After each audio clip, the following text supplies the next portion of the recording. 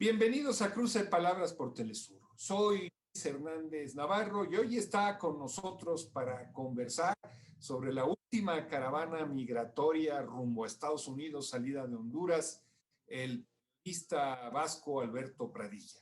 Alberto trabaja en el periódico Animal Político, un portal muy influyente en México. Es especialista en la cuestión migratoria, ha cubierto prácticamente toda Latinoamérica, a lo mejor exagero un poquito, pero no mucho,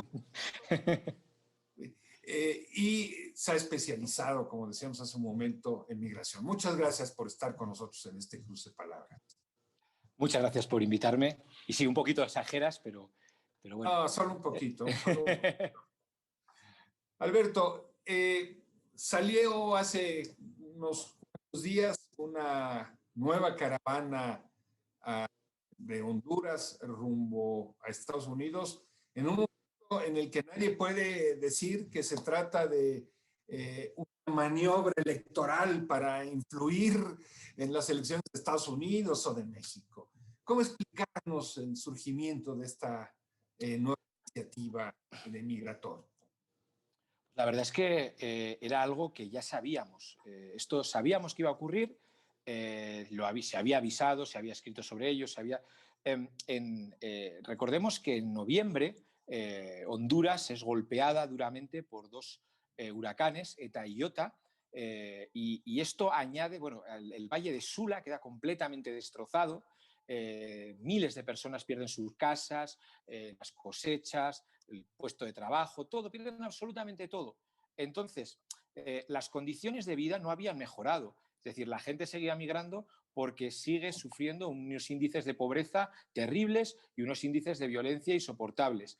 Si a eso le sumamos que las condiciones de pobreza se habían incrementado con la pandemia, y si además le sumamos que el cambio climático viene ya pegando fuerte y ha provocado también, pues una temporada que hemos tenido más de 30 tormentas tropicales, más de al menos 4 huracanes que han destruido, como os comentaba, pues muchas casas, han destruido la forma de vida de cientos de personas. Pues la migración era una consecuencia lógica. Quien tiene dinero se paga un coyote, paga un pollero, paga una ruta, paga $10.000 para llegar a la frontera con Estados Unidos. Mucha gente no tiene ese dinero y no tiene para endeudarse, con lo cual, ¿qué hace? Pues ponerse en ruta en caravana. Esto era algo anunciado, era algo que sabíamos que iba a ocurrir y es más, va a seguir ocurriendo. En estos tiempos de COVID y de sana distancia, llama la atención que la multitud se congregue, avance, poniendo en riesgo su salud. ¿Se trata de un riesgo calculado? ¿Se trata de una situación límite? ¿Se trata de que simple y sencillamente haya escepticismo sobre la posibilidad de contagiarse? ¿Cómo lo explicarías tú, Alberto? Pensemos que mucha de esa gente que salió en caravana lleva semanas viviendo en la calle, viviendo en refugios, viviendo sin poder respetar la distancia, básicamente porque en muchas ocasiones mucha gente vivía hacinadas en casas muy humildes, donde tampoco se puede respetar esa distancia, y muchos perdieron todo, con lo cual digamos que las condiciones en realidad tampoco le han cambiado demasiado. Ponerse en ruta o estar durmiendo en la acera, en la calle. Hay una cosa que a mí era remarcable, ¿no? Le pedían a la gente que estaba en la caravana, las autoridades estadounidenses, las autoridades mexicanas, las autoridades guatemaltecas, incluso las hondureñas, váyanse a casa. Pero es que esta gente mucha no tiene casa de la que volver. Entonces, es verdad, claro que la COVID es un elemento, pero es un elemento que para muchas personas que viven al día, pues en este caso lo que ha sido más es entre la opción de contagiarse y la opción de no comer ese día, pues la gente opta por comer. Yo creo que son escalas a veces de necesidades y de urgencias, ¿no? La posibilidad de contagiarse es una realidad. La necesidad de comer es imprescindible a lo largo del día. Entonces, claro, la situación es tan dramática que era lógico que la gente saliese en ruta y obviamente, claro que la gente tiene miedo, existe miedo al contagio del virus, pero digamos que dentro de las escalas de urgencia, pues quizás no es tanto como es que llevo días sin comer, es que estoy durmiendo en la calle. Alberto, durante otras iniciativas se ha acusado al partido de Mel Zelaya o a dirigentes ligados a él de convocar a estas caravanas. ¿Es esto así en esta ocasión? ¿Quién está detrás, si es que hay alguien detrás? Buscar una mano negra detrás de las caravanas ha sido un recurso insistente por parte de élites políticas en Estados Unidos y también en México.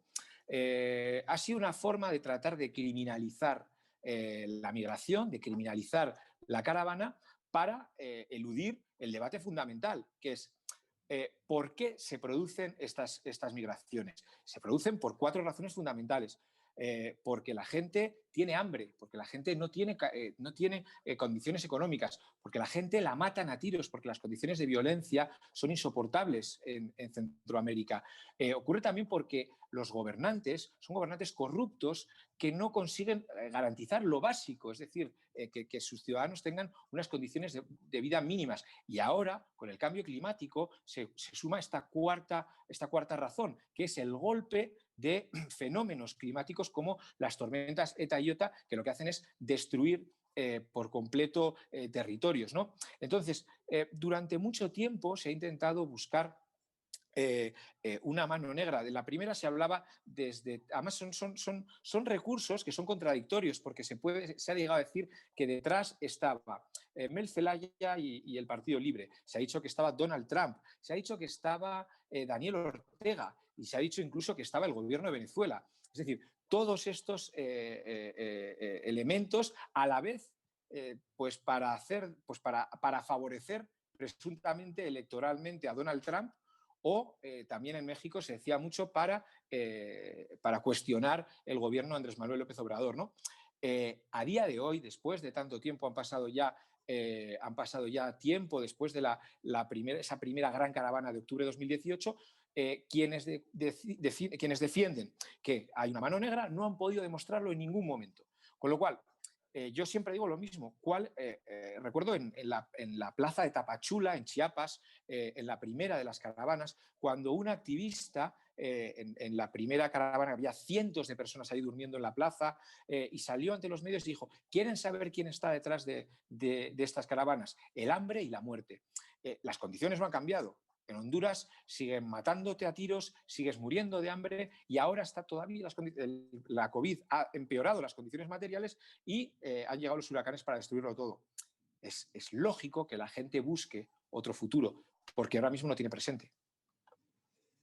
Vimos imágenes en esta ocasión de la policía guatemalteca, como decimos en México, dando palo a diestra y siniestra. Y vimos cómo todos aquellos, o muchos de los que hablan de la defensa de los derechos humanos y desgarran las vestiduras, guardaron un olímpico silencio ante una represión de esta naturaleza. ¿Cómo explicarnos esta hazaña, esta brutalidad de los guardias guatemaltecos en contra de migrantes hondureños que no querían hacer nada más que pasar las fronteras? Pues esto, hay una cosa que es perversa y es uno de las herencias que deja, de los legados que deja Donald Trump tras sus 4 años de gobierno, es una política diplomática que ha conseguido que México y Centroamérica, países tradicionalmente expulsores de migrantes, se conviertan en carceleros de sus vecinos. Es la lógica perversa del penúltimo contra el último. Es decir, si el año pasado fueron 200.000 guatemaltecos los detenidos en la frontera, o sea, habitualmente se dice se calcula que son 200.000 guatemaltecos los que tratan de emigrar a Estados Unidos cada año. se calcula que son más o menos 3 millones de guatemaltecos los que viven en Estados Unidos, en un país de actualmente unos 16 millones de habitantes. Guatemala vive en gran parte de las remesas. Más del 10% de su Producto Interior Bruto son las remesas que llegan de las personas que hicieron exactamente lo mismo que estos hombres, mujeres y niños a los que su ejército golpeó salvajemente en la frontera sur, ¿no? Entonces, esto es algo que Donald Trump consiguió, pues a través de presiones y chantajes, primero, que ha sido ir bajando el muro progresivamente al sur, convertir la migración en un problema de los países que, por condiciones sociales y por condiciones de violencia, son además expulsores. Entonces se genera esta lógica terriblemente perversa, ¿no? Un país expulsor como Guatemala termina ejerciendo de policía contra los hondureños. Pero es que esto ya lo habíamos visto. El año pasado estábamos viendo las imágenes de una gran barrera de integrantes de la Guardia Nacional en el río Suchiate, que divide Guatemala con México. Y bueno, pues a mí me recordaba mucho esa frase de Trump que dijo, México va a pagar el muro. Bueno, México no pagó el muro de forma de cemento, pero sí pagando los salarios de los cientos de policías que se ponían en medio de mujeres, hombres y niños que lo único que buscaban era un futuro mejor, ¿no? Esto ha sido, o sea, la política exterior de Donald Trump ha sido muy eficaz, ha convencido a todos los gobiernos al sur del río Bravo de convertirse en policías, con lo cual, pues es algo que habría que revertir, ¿no? Claro, al final la definición era guatemaltecos pobres golpeando a hondureños pobres que solo tratan de llegar a Estados Unidos. Además, incluso uno se plantea, ¿no? ¿Cuántas de esas personas tienen un familiar en Estados Unidos que ha huido también en las mismas condiciones? Realmente, pues es dramático, ¿no? Que ocurran estas cosas. Insisto, es una consecuencia de la política perversa de Donald Trump. Sin embargo, hoy hay un nuevo gobierno en Estados Unidos. Uno esperaría que las cosas fueran diferentes. ¿Lo son o no lo son? Pues de primeras ha habido unos anuncios que suenan diferente. Es decir, claro, no hay la retórica xenófoba que había con Donald Trump. ¿Eso se va a traducir en la práctica en que mejoren las condiciones de tránsito y de acogida de las personas migrantes y solicitantes de asilo? Pues ahora mismo no lo sabemos. La experiencia nos dice que Joe Biden fue el vicepresidente de la administración de Obama, que fue la administración que más deportó en la historia, ¿no? Deportó más que Trump, deportó más que Bush. Sin embargo, ahora se ha tomado algunas pequeñas decisiones que parece que humanizan un poco la situación. A ver si no va a ser solo maquillaje, ¿eh? Pero por ahora ha prometido que va a revisar el tema del DACA, es decir, vamos a ver si se nacionalizan o si se le da papeles a millones de personas que llegaron a Estados Unidos cuando eran pequeños, cuando eran o sea, los denominados Dreamers. Hay 100 días en los que dice que no va a deportar, y luego hay una medida que estaba pasando más desapercibida, pero yo creo que en México es muy relevante, y es el tema de poner fin al programa Quédate en México, o MPP, por sus siglas en inglés, Programa de Protección de Migrantes, por el cual desde enero de 2019 más de 70.000 personas, en su mayoría de Honduras, Guatemala y El Salvador, pidieron asilo en Estados Unidos y fueron devueltos a ciudades del norte de México, ciudades que no conocían, que eran muy peligrosas, que no tienen una red familiar y en las cuales fueron literalmente abandonados. Ahora mismo, por ejemplo, en Matamoros, en el estado de Tamaulipas, en el norte, uno de los estados más violentos de México, donde hay historias trágicas como la masacre de los 72 migrantes de hace 10 años y estos mismos días el hallazgo de 19 cuerpos en un municipio fronterizo que todas las informaciones dan por hecho que puedan ser migrantes guatemaltecos. Bueno, ahí en Matamoros hay un campo de refugiados en la orilla del río Bravo. Hay cientos de personas que han estado viviendo allá esperando que su cita con el juez en Estados Unidos que lleva su caso de asilo pues tenga lugar. Entonces, en los últimos 2 años, Estados Unidos ha expulsado a personas vulnerables, México las ha aceptado y nadie se ha preocupado por ellas. Ahora mismo esas personas, muchas de las cuales ya desistieron de su caso porque estaban desesperadas, les secuestraron, les violentaron, les extorsionaron, ahora hay por lo menos 30.000 personas que tienen su caso abierto. ¿Qué va a ocurrir con ellos? 30.000 personas, ¿te parece? Si hacemos una pausa con esta cifra tan dramática. Claro.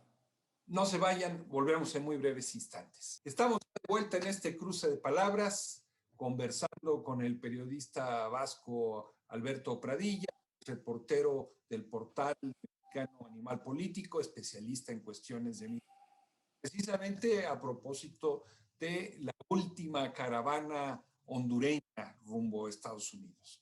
Alberto, antes de que la guillotina del tiempo me obligara a hacer una pausa inesperada, nos estabas hablando de cómo hay un programa en donde muchos de estos migrantes están siendo trasladados a ciudades mexicanas que no conocen, caracterizadas por la violencia. Y hablabas del caso reciente en el estado de Tamaulipas, donde apenas este sábado encontraron 16 cadáveres calcinados en una camioneta. Ese es el medio en el que se tienen que mover estos migrantes, del crimen organizado.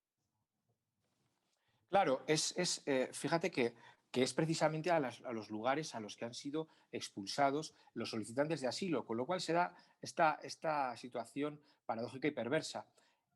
Personas, hombres y mujeres, que expulsan, que salen de sus países huyendo de la violencia, muchos de ellos huyendo de la extorsión, del crimen, etcétera, generalmente la extorsión de las pandillas, etcétera, etcétera, se encuentran devueltos a zonas que no conocen, con unos índices de violencia también insoportables y a expensas del crimen organizado. Por eso comentaba que el ejemplo de este programa de protección de migrantes, llamado cínicamente Programa de Protección de Migrantes, lo que era un programa básicamente para que la gente desistiese de su caso de refugio y se diese la vuelta.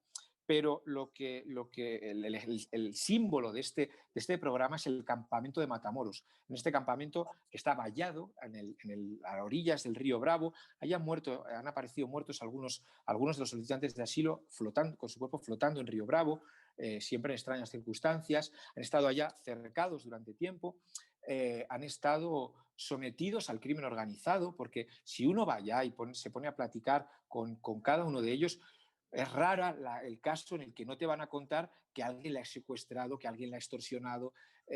Las condiciones en México para los solicitantes de asilo y los migrantes son muy duras. Y durante 2 años se abandonó a estas personas por completo. Entonces, ahora Joe Biden ha dicho que este programa se acabó, que ya más no va a haber estas devoluciones. Claro, pero todavía falta saber qué va a pasar con estas personas. ¿Se les va a abrir la puerta pronto? Porque ahora mismo también otra de las decisiones de Donald Trump fue poner, escudándose en el coronavirus, lo que hizo fue convertir la frontera entre Estados Unidos y México en un estado de excepción. Ahora ya no existen leyes. Hay una cosa que se llama el Título 42, que es una decisión ejecutiva que no se basa en términos migratorios, sino en términos de salud pública. Y lo que dice Estados Unidos es que toda persona que cruce irregularmente, legalmente no se puede porque las fronteras están cerradas, va a ser inmediatamente devuelta. Da igual, no puede solicitar asilo y no va a ser procesado o procesada como migrante irregular. Con lo cual, lo que procede es una especie de... Hay algo que en España conocen bien, que es el tema de las devoluciones en caliente, que ocurría en Melilla cuando la población subsahariana saltaba la valla y la policía directamente lo devolvía a Marruecos, sin ser procesado, sin preguntarle si viene de algún sitio, si es perseguido, nada. Pues eso es lo que está ocurriendo ahora mismo en la frontera entre México y Estados Unidos. Con lo cual, puede decir muchas cosas, pero si no suprime ese título 42, pues nos vamos a encontrar con las mismas circunstancias, y es que la gente es expulsada directamente y que, sobre todo, no puede pedir asilo, lo cual violenta toda la legislación internacional y todo el derecho a la protección internacional. Alberto, Estados Unidos necesita de la mano de obra migrante para levantar cosechas, para el trabajo de hostelería, para el trabajo obrero. No hay suficiente mano de obra blanca para hacerse cargo de estas funciones. Siempre se ha hablado de las políticas migratorias como de un sistema de esclusas ¿no? Va regulando la llegada de esa mano de obra dependiendo de las necesidades del mercado laboral y que permite además presionar a la baja los salarios de los trabajadores formales dentro de Estados Unidos. ¿Por qué ahora está este recrudecimiento en contra de la mano de obra migrante? ¿Hay alguna razón económica? ¿Es solamente una cuestión política? ¿Cómo explicarnos? Bueno, sin ser experto en la sociedad estadounidense, creo que es verdad que en los últimos 4 años se ha impuesto ese discurso racista, ese discurso xenófobo, que desde ciertos sectores incluso se intenta defender de alguna manera diciendo que el hombre blanco estadounidense había sido excluido, ¿no? Y quería recuperar su lugar central. Hombre, digamos, los excluidos siguen siendo la población negra, sigue siendo la población latina, sigue siendo precisamente a quienes se reprime, a quienes se persigue y a quienes se siguen cerrando por intentar llegar allá para trabajar, ¿no? Entonces, bueno, pues es verdad que en los últimos 4 años ha habido un auge y un incremento del discurso racista que nunca había desaparecido en realidad, ¿no? De Estados Unidos, de ciertos sectores, simplemente pues tomó más peso y digamos que tomó el símbolo de Donald Trump, ¿no? De este señor multimillonario que hizo del discurso del odio uno de los mecanismos para llegar a la Casa Blanca. ¿Cómo se puede restablecer, digo, cómo se puede conseguir una sociedad un poco más igualitaria? Pues veamos a ver qué va a pasar en los próximos años. Yo no creo que estemos hablando, digo, pues Joe Biden es el representante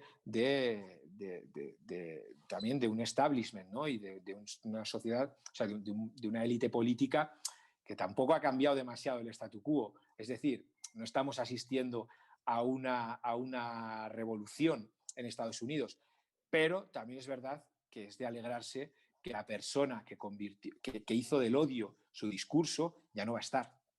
Eso es una buena noticia.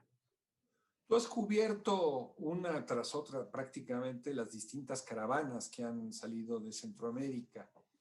Y a pesar de lo que aparecen como magros resultados en términos de que la gente que participa en ella pueda encontrar un lugar para vivir y trabajar en Estados Unidos, estas han seguido como si fueran oleadas en el mar. Eh, ¿Sientes tú que ahora las caravanas llegaron ya a su fin o que se va a mantener esta constante de buscar migrar por esta vía? Yo creo que dije que iban a llegar a su fin hace año y pico, con lo cual no me voy a atrever absolutamente a decir nada. Eh, yo creo que, a ver, hay un elemento que creo que es muy importante y es que el porcentaje de personas que trata de migrar en caravana es ínfimo en comparación con toda la gente que migra de forma irregular siguiendo esta trayectoria, muchas veces pagando a coyotes, pagando a polleros, pagando estructuras que finalmente acaban pasando por el crimen organizado, indudablemente. La caravana es algo simbólico, es algo que nos muestra de una forma pues, muy dramática el hecho de que mucha gente necesita huir. Pero es que el éxodo hacia Estados Unidos no ha disminuido en absoluto. Si las condiciones objetivas para quedarte en tu país no han cambiado, pues ¿por qué iban a dejar de emigrar? Y esto es además un fracaso terrible porque hay que pensar que mucha gente huye porque ha dado por desahuciado a su país, es decir, no tiene, cree que ya no puede sacar nada. Y esto tiene su relevancia teniendo en cuenta que este año vamos a tener elecciones en Honduras y que recordemos que la última década en Honduras es una tragedia, especialmente después del golpe de Estado de 2009 contra Abel Zelaya, ¿no? La sucesión de hechos desde el golpe hasta convertirse en el principal expulsor de migrantes y solicitantes de asilo y convertirse en el país más violento, de una de las zonas más violentas del mundo, pues existe una sucesión cronológica de hechos, ¿no? No sé qué va a pasar, la verdad. La migración no va a disminuir, tampoco la gente que solicita asilo. Recordemos que hay gente que trata de huir, pues eso, buscando una vida mejor, gente que huye a la carrera, porque si no se marcha lo matan. pues sí, no sé si va a haber otra caravana, que la gente va a seguir huyendo. Ahora mismo, cuando tú y yo estamos hablando, seguro que hay gente que está haciendo las maletas. Alberto Pradilla, muchísimas gracias por estar con nosotros en este cruce de palabras. Muchas gracias, Luis, un placer. Y ustedes, amigos, amigas, muchas gracias por su amable compañía el día de hoy. Y ya saben, los esperamos la semana que viene aquí por Cruce de Palabras por Telesur. Hasta la próxima.